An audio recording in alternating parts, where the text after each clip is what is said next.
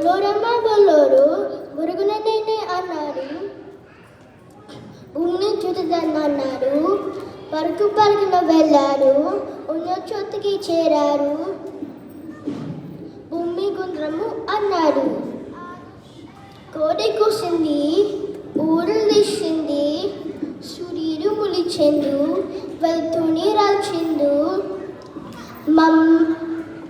మమ్మ మెల్కొంది, ఇదంతా కలిగింది.